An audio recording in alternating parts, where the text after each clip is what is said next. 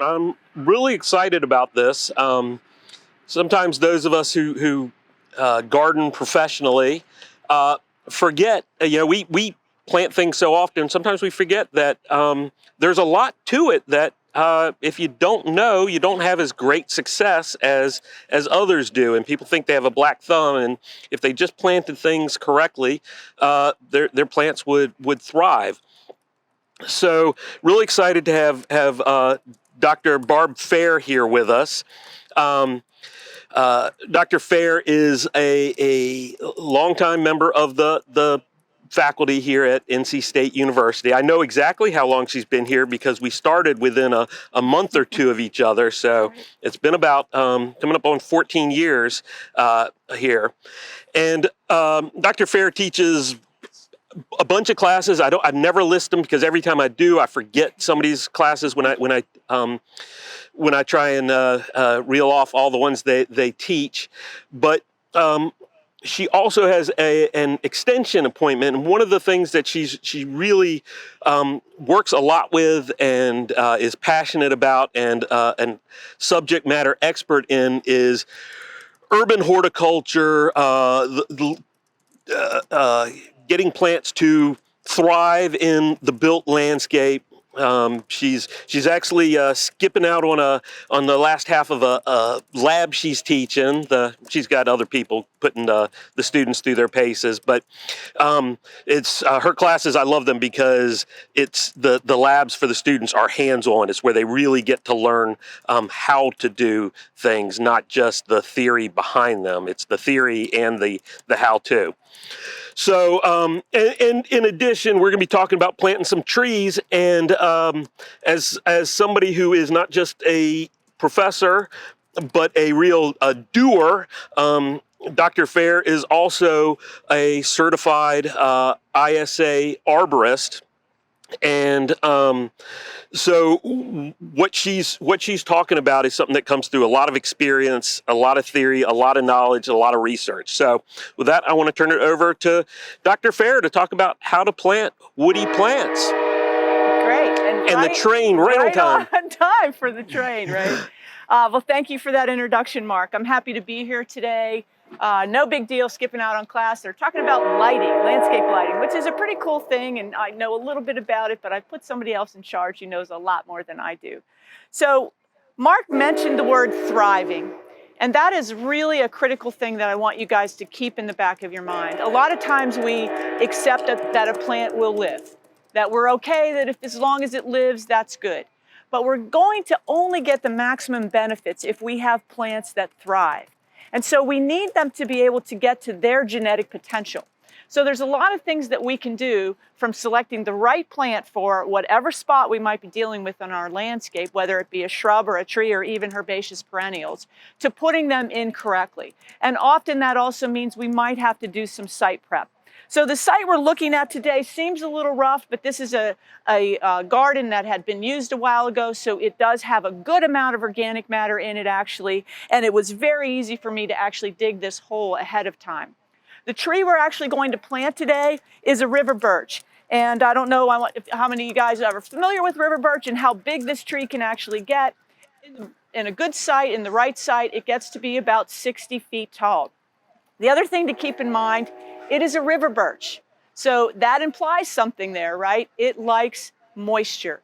So if you put this plant in the landscape, certainly once it's established, during establishment, you have to water it. But once you get past establishment, you may also need to water it. So a great bottomland species, if you have a really wet site and space for a 60-foot tall tree, then this might be a plant that you would choose. You got a rain garden or a stormwater BMP. That might also be another location where a river birch would be a great plant.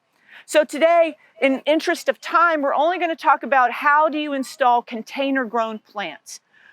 There are a number of videos that you can watch that I've produced that are on our Hort YouTube website. So if you were just to Google my name, Barb Fair, or put me into the search engine or go to the Hort Department website, you'll find my name. It's one of the faculty. Go to my webpage and you'll see links to all of the videos. I have a video on pruning young trees.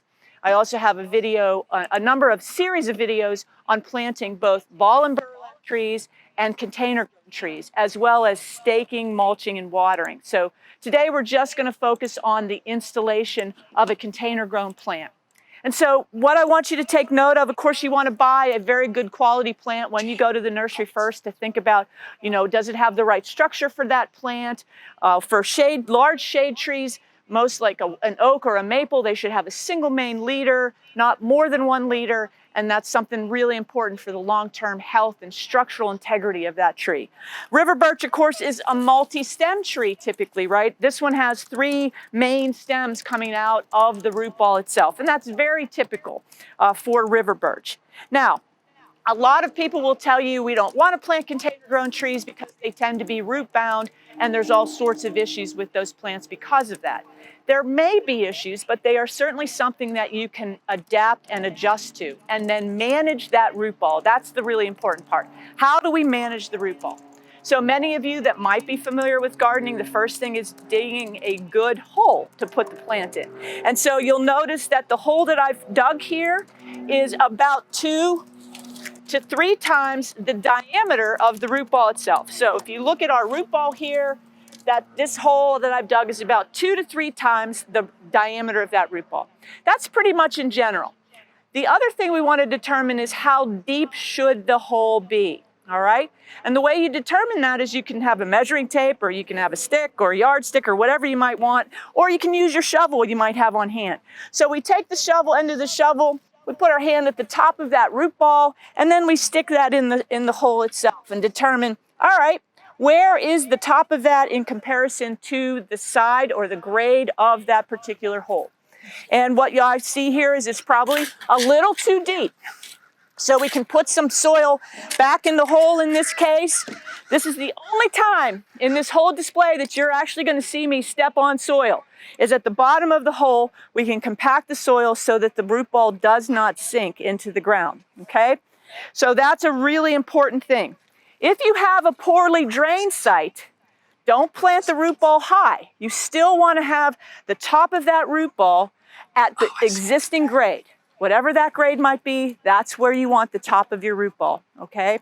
Little different for ball and burlap, but you have to find out where those first roots are at that trunk flare. Really important. All right, so once we have that, we're going to put the plant in the hole. But before we do that, I want to show you something that's really important to do with particularly those root balls that might be root bound in the container, right? So if you look at this plant, and I don't know how close you guys can zoom in, but if you look at the plant, you can see where we have a surface root here that's beginning to circle around that root ball.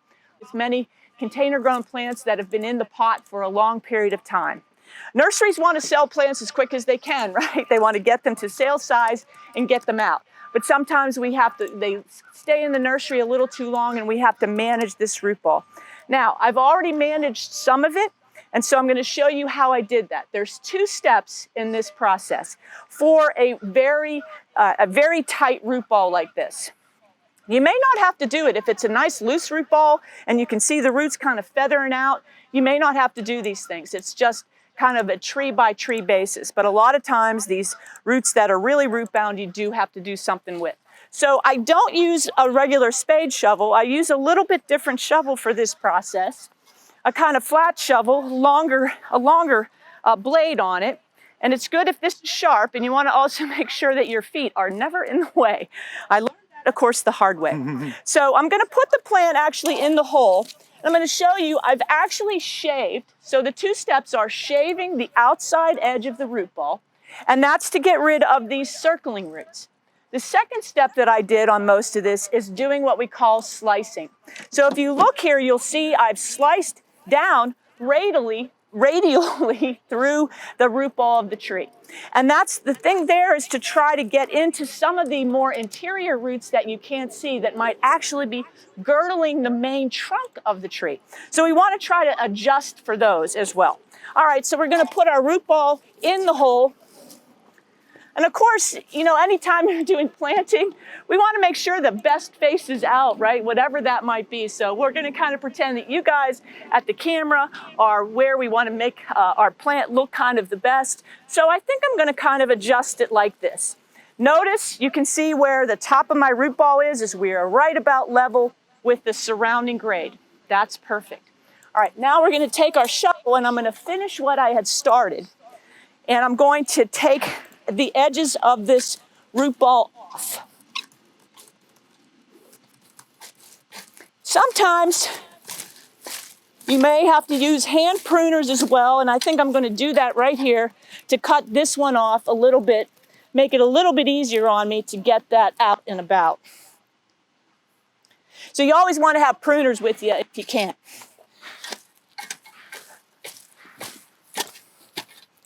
I've done this at a lot of meetings with a lot of different landscape folks and homeowners and stuff, and a lot of people kind of get scared when they see me do this because we'll come away sometimes with a root ball that is potentially just falling apart. That's a really good thing, actually. So I'm going to so you see I've already shaved the whole rest of the root ball off, so I just finished it there.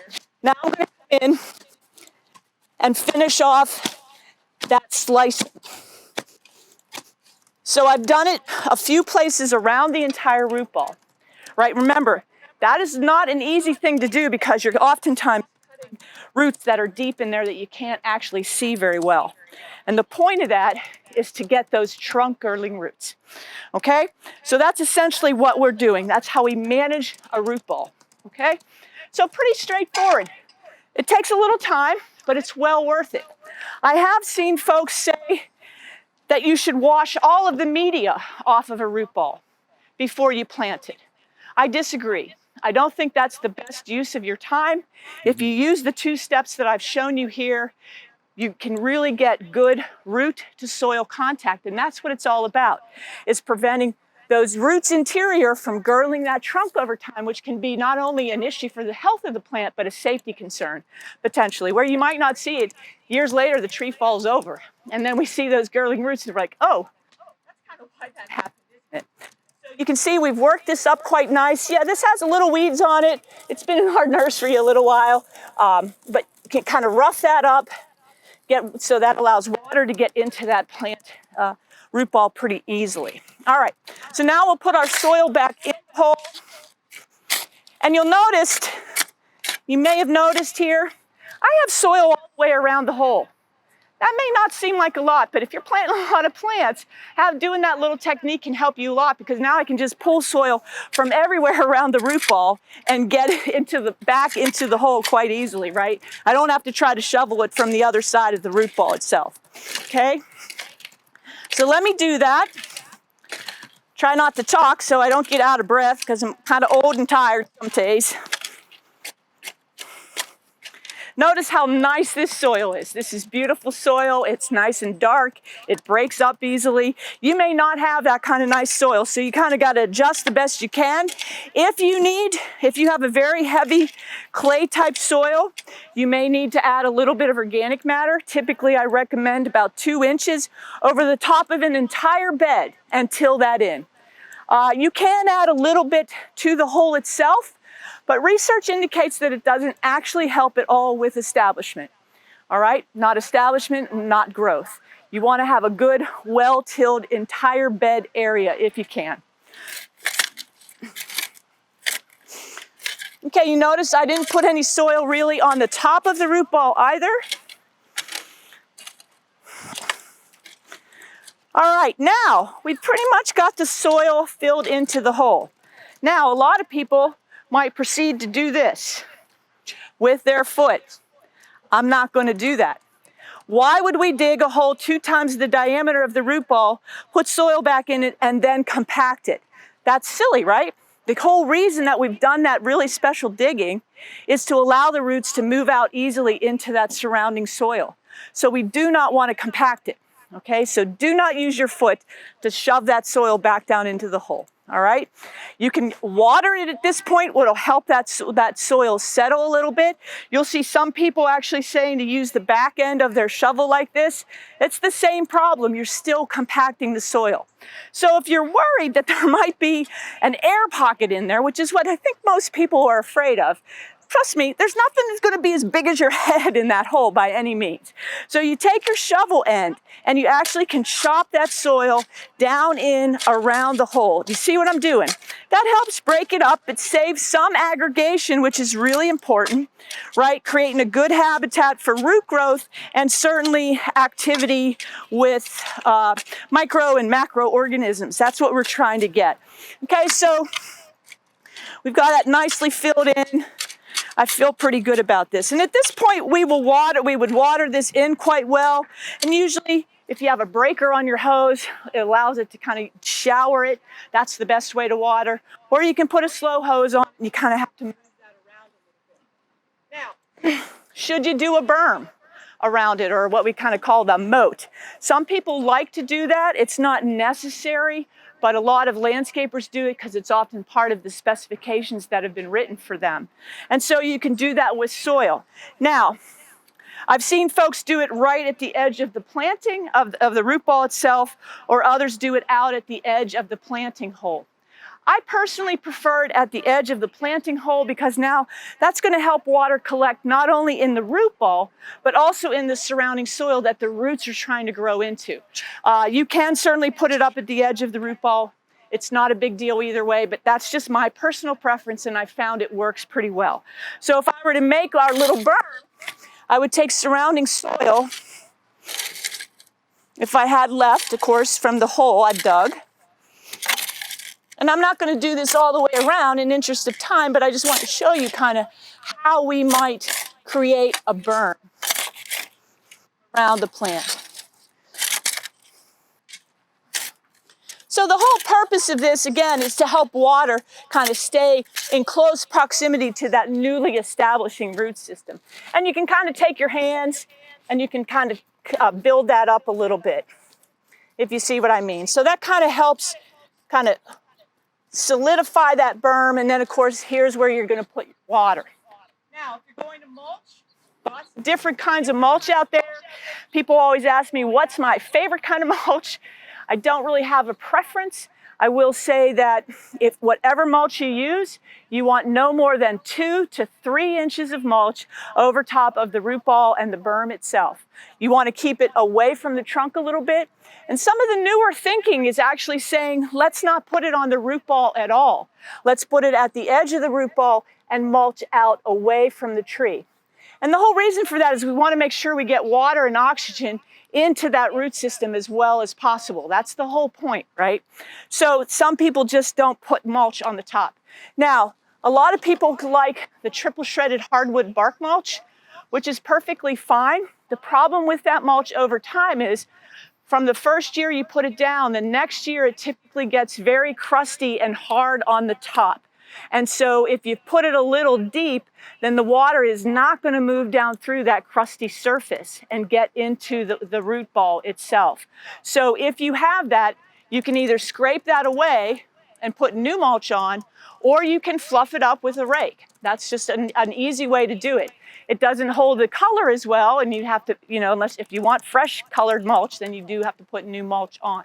But never do we want more than 4 inches max, all right? But I prefer 2 to 3 inches of mulch on the surface of woody plants, all right? If you're doing herbaceous perennials, we want 1 inch, right? 1 inch of mulch. And that has to definitely stay away from the crowns of those plants, because if you get too much water in around that herbaceous perennial root collar, you will kill them quite easily. So that's one of the biggest issues with herbaceous perennials is the root system gets too wet. And often it's because they are over mulched. So mulch is really an important part of this whole final process. You'll sometimes see when you go out and about, you may have heard of volcano mulching. That's where they have the tree trunk and they've got mulch kind of piled up. It looks like a volcano. No, not do that. That is too much mulch on that root ball. I'll sometimes see what looks like that might be happening, and what turns out is I'll go out and I'll start digging into that mulch and find out that they've actually planted the tree too high. So I typically see 2 bad things in planting. I see something where they planted it too deeply, or sometimes they've planted it too high. So you can go anywhere to about 2 to 3 inches above grade, the top of our root ball, which is right here. But if you're at anything above 3 inches, getting up to 6 inches I've seen, that is way too high. And if you think about that, where's the water going to go? Right? Especially if you have mulch on top of that, the water is going to move right off of that root ball and away. So you're trying to do everything you can to get water to move into that root ball when necessary, as well as keep it from getting too wet over time, and obviously having oxygen moving in and out of that root ball system. So the next thing is, do we stake or don't stake our trees? You can see these are staked. Each of these stems is actually staked. You could take those stakes off there right now and it would be fine, because each of those stems on that river birch are perfectly sturdy. That's how they sell them. It gives it a nice way to transport them. The other thing you're going to do, of course, too, is at this time, we used to talk about should you prune or not prune a brand new tree or plant in the landscape. And we used to say, oh, don't prune them at all.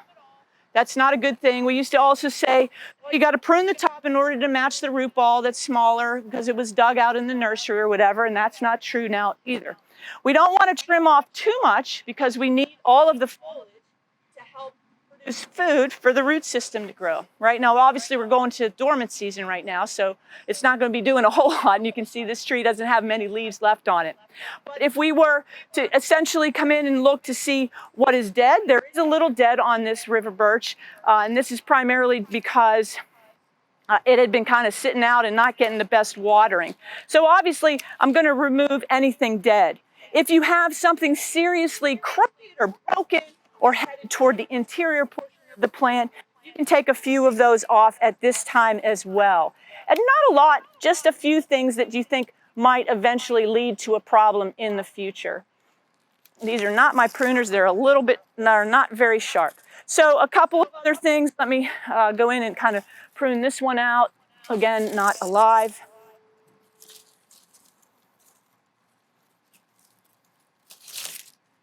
All right, so for now, that's pretty good. Yeah, there's a couple probably more dead things I would manage a little bit more. In the interest of time, we're not going to worry about that for today. All right?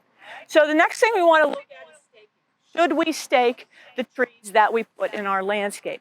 So we're going to take a little stroll and look at a staking job that I had my students do a few weeks ago. Staking has changed. When you think about it, why are we staking a plant? Typically, we're staking it so that it doesn't blow over in the wind, right? So if we've planted it correctly, that shouldn't necessarily happen. But you might have a really extremely windy site where you may want to do some staking. The old-time methods, of course, were taking a piece of old used hose, putting a wire through it and wrapping it around the tree. We do not ever recommend doing that as a staking method for trees anymore. That just simply oftentimes are left on there too long, and even a year can be too long, and you end up girdling the stems of the tree, and that's very problematic, of course. So we're going to walk down the ways here, and we're going to look at a different type of staking than you may have ever seen before. And so these are some trees, as I said, my students planted a few weeks ago. You can see these are also river birch. We managed the root balls the same way I showed you how to manage that particular river birch because it was so root bound. And so when you think about what is it that you're really trying to stake down, so to speak, you're not trying to keep the top you're not trying to hold the top of the tree down, right? Because trees need to actually be able to move in the wind. Think about a big oak, for example. That tree has a taper to it, so it has a narrower trunk and a wide base. Why do you think they grow like that? Well, to help them actually stand up in the wind. So those strong buttress roots are what's holding that plant into the ground. So it needs to be able to move in the wind in order to build that trunk taper. So in this case, we're trying to hold down the root ball itself. That's what needs to be held into the ground, not the top of the plant. So you can see this will allow this tree to blow in the wind, all right? And we put in some stakes.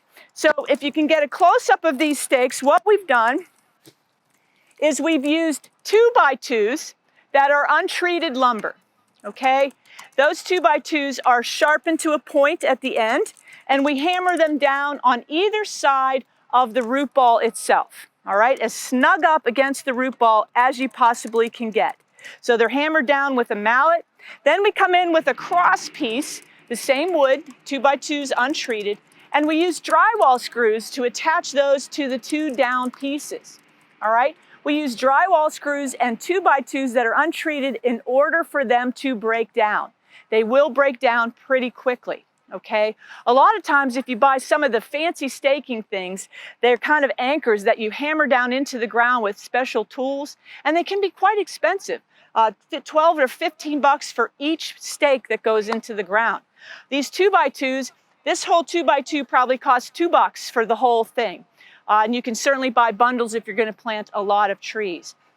And so once we attach those, and the drywall screws, of course, are meant to break down quickly as well. These were pretty tall. We cut them off flush with this cross piece, right? And on a small tree like this, we probably didn't need to stake it, but it was meant to be a demonstration for the students to learn how to do staking. And again, as I said, oftentimes we stake when we don't really need to, but our site out here is actually very windy. And so if on a larger tree, you might see 2 of these cross beams. So that would mean 4 down pieces on either side snugged up against the root ball. And so you might have had a cross piece here as well as this one. On a small plant like this, you really only need 1. And the trick, of course, is making sure you get the down stakes and the cross piece kind of flush, so it's easier to kind of screw them together. Trust me, I've done it in different ways and not always had the greatest success getting them nicely matched up. So this worked great. And so once we cut the tops off, we kind of hammered everything together again, just as a unit. And so as you can see, this can be put on the plant. It's in the hole that you've put the tree in itself, so you don't have all these guy wires out beyond the size of the hole itself, which is great for safety. And of course, if you are planting a tree in a lawn area, you don't have to worry about a weed whacker or a mower tearing up your guy wires. So this keeps it all very compact and much safer, actually, for anybody that might be walking around and you don't have all those guy wires everywhere. And the other thing you can do is, this is going to dry out very quickly and go brown, so it won't be that noticeable, but you can also mulch over top of it. And what you see they've done here is they've actually mulched these beds with leaf compost.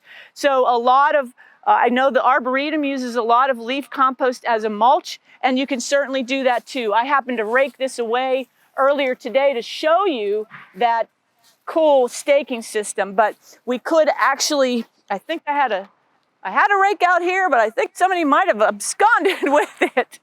That's okay. But so, you know, putting that mulch back around that tree, again, can hide that staking system that you did perfectly well. So leaf compost is a great mulch, often underused, and it adds a lot of organic matter to it. It does break down kind of quickly, but not the end of the world.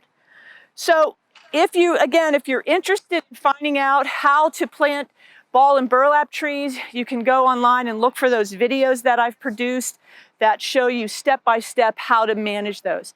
One of the biggest things with ball and burlap plants you want to look for is, where's the trunk flare? We want to make sure that trunk flare is at the top of the root ball. All right, if it's not, we need to find out how deep it is in the root ball so that we make sure we plant it at just the right depth. So that's all I've got for you guys today. I think we might be early on time, so we're happy to answer any questions that you might have. You put them in the chat, I guess, and Chris will shout them out to me, and I'll hopefully be able to answer them for you. I've been doing that, Barb. I've gotten a lot of them, but there were some questions that even I wanted to hear what your answers were. Okay, great. One of the popular questions is, what are your recommendations for fertilizing? And I would say a new tree and also an established tree. Okay, so that's a great question. What would we do for fertilization? So for the most part, we don't recommend fertilizing newly planted plants. We just don't see typically the need. If you're creating a bed space and you want to put a bunch of plants in there, the first thing you should have done during that bed space preparation is to do some soil testing. Take that over to our soils lab. If you do it most of the year, it is free. If you do it anywhere from Thanksgiving to March, it's $4 a sample. And so it's a really great service that Department of Ag does for us. And so you get that soil sample back, and it's going to tell you what you need to put down on that soil. It'll give you recommendations for different types of fertilizer rates based on what different groups of fertilizers. So like a 10-10-10 has 10% of nitrogen, phosphorus, and potassium in it, a very straightforward fertilizer. And so trees really Woody plants by far need far less fertility over their lifespan than herbaceous plants, than annuals, and certainly than vegetable crops would. And so I have also a fertilizer video on that YouTube website as well that talks about, it's a very specific type of fertilizer. It's an injection system, not necessary, but it gives you an idea of how to calculate how much fertilizer you actually need based on a recommended rate of nitrogen, which is typically how we see that. So kind of keep that in mind. We don't recommend any fertilization, not even that super duper phosphate that they sell. They say that that's a great root starter. It is not necessary to put that down. If you've planted the tree or plant properly, you should not need fertilizer. If you've, as I said, if you've done a bed, then you should have done that as part of the prep. Say if you needed, maybe it was a low pH and you needed to raise that pH, you might have added lime at that point. That has to happen well before you start planting some plants. So great question. And so as you get to more mature trees, again, we have to find out what is the soil telling us about that system, how fertile is the soil. And then if it's a really significant plant that you are seeing potential nutrient deficiencies, that could look like many other things. And some nutrient deficiencies actually look a lot like each other. So you have to be really cautious about what the issue might actually be, particularly with larger, more mature trees, because we want to make sure we're putting down the right rate at the right time. That means when plants are actively growing. If we put fertilizer down, the nitrogen often tends, and there's been research done on this, ends up in our water table if the plant is not actively taking it up. So we want to be very cautious. A typical recommended rate without a soil test is about 2 to 4 pounds of nitrogen per 1,000 square feet, and this is for mature trees, actually younger to well-established trees to older trees. 2 to 4 pounds of nitrogen per 1,000 square feet once a year. So you can split that between a spring and a fall application. But you want to make sure the soil test tells you need to do that. Great question. All great advice. Another popular question has been involving soil amending, getting organic matter into the soil. You mentioned that the bed back there was already amended. Right. And they're wondering how they could do it. What are recommendations for either amending the hole or amending the bed? Okay, so as I mentioned, all of the research done by tree folks, by tree researchers, indicate that when you dig one tree, one hole kind of site, you do not need to add any organic matter to that hole. You can, but it doesn't actually do anything for you. I know that's something that you all are probably like, that is not right, that's not what I've heard. That is what the research tells us, that it doesn't do the plant any good. It does not help establish a root system. It does not help with better growth overall. Now, do I mean we should never amend soils? Absolutely not. What I want to see you do is, like this space that we have right here is an entire bed. Let's prepare an entire bed space, right, where we can actually like we can rip up the lower layer. If say it's subsoil below there, compacted subsoil, let's get a ripper in, rip that up, and then let's add topsoil if we need to, and also organic matter, and till that in as deeply as you can get it. So we want to prepare a wonderful fluffy bed with good topsoil and good amount of organic matter. If you were to prepare this bed, generally the recommended amount is 2 to 4 inches of compost, well-composted material, and it could be leaf compost. Leaf compost, as I said, is not used as much as it should. So 2 inches or so of leaf compost over the entire surface of a bed and tilled in is the perfect amount of amendment to add. All right, so I think oftentimes we want to add way more organic matter than we probably need. If you add too much organic matter, you can end up with water issues, like drainage issues in that site. It'll hold too much water. Okay, so kind of keeping those ideas in mind. Nothing better than that original soil that we're working with. But if you're in a new development, you probably have just subsoil left. So if you can get the developer to actually put back 6 inches of topsoil over top of that subsoil, we're golden, because you can get good turf grass to grow in that, and you can get good woody and herbaceous plants as well. So great question. Great, thank you so much. It's just about 3:40. Is there time for another question? Time for another question, and then I got to run. I got another thing I got to do this afternoon yet. She's a very, very busy day today with labs and classes. We had a couple people ask about adding mycorrhiza to the plantings. Okay, that's a great question as well. So again, a lot of research has been looking into mycorrhizae. Mycorrhizae is an important organism that lives in concert with plants, right? So most species of plants have a mycorrhizal association. So a mycorrhizae isn't in and of itself an organism that lives on its own. It lives in association. They call it kind of fungal roots because it lives in association with a plant. And so you have to have a healthy soil in order to have a healthy population of microbes as well as mycorrhizae. So if you have a really poor soil, the research indicates that you can add mycorrhizae spores, but you're not likely going to get a good association developed. So you need, as I said, to have a healthy, well-aerated soil that has a good amount of mineral component, and then that organic component is really important. So that allows that fungal root to actually grow well. So it's a great question. There are many people that actually do incorporate mycorrhizae spores as part of a soil treatment. I'm not saying that's wrong, but we want to make sure that we're building a healthy soil before we start adding all of these other additives, so to speak. We want to make sure that we got a long-term healthy soil, and that's kind of my soapbox all the time is how do we build a good soil first, and then you won't have to worry about adding mycorrhizae spores. Yep. They will be there. Yep. Enough time for another Build question? it and they will come, as they say, right? Yep. All right, one more. One more. I thought this was an interesting question, so I'm going to ask that one. Someone earlier asked about planting on a slope. How do you measure the height of where the root ball top should go? That's a really great question, and I see this done incorrectly way too many times, as you might imagine. So it is much trickier because you do not want the root ball sticking out on the slope at all. And so I often see people trying to fudge that a little bit. You actually have to dig deeper into the toe of the slope in order to tuck that root ball in there better.